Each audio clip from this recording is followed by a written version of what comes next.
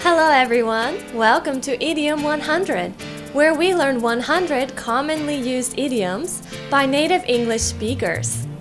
All of the explanations are in English, so it might be challenging for you, but just try to imagine the meanings in your head and study hard, and soon you'll be able to use these idioms in your conversations. Is everyone ready? Let's begin! Hello everyone! Today's idiom is at each other's throats. At each other's throats. Alright, so, maybe we all know this is your throat, right? Just right above your neck, your throat, okay?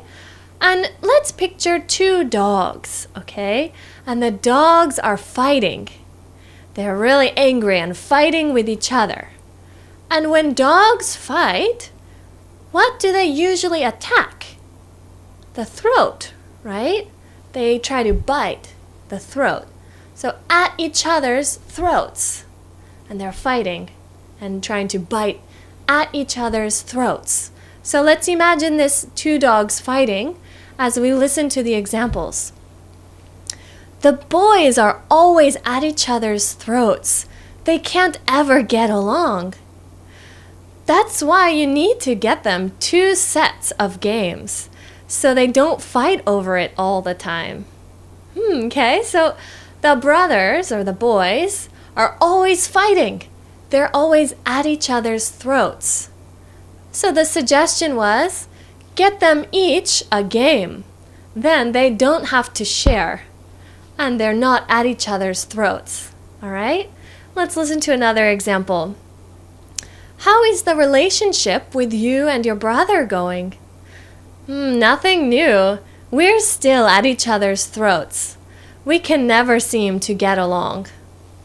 Alright, so they're always at each other's throats. They're always fighting and arguing.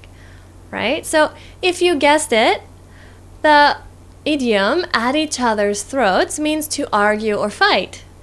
And it's similar to butting heads, right? Butt heads with someone.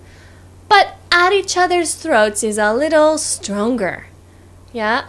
Really arguing a lot and very seriously at each other's throats. Alright? So maybe your children are at each other's throats, always fighting. But I hope you and your friends or your loved ones aren't at each other's throats often.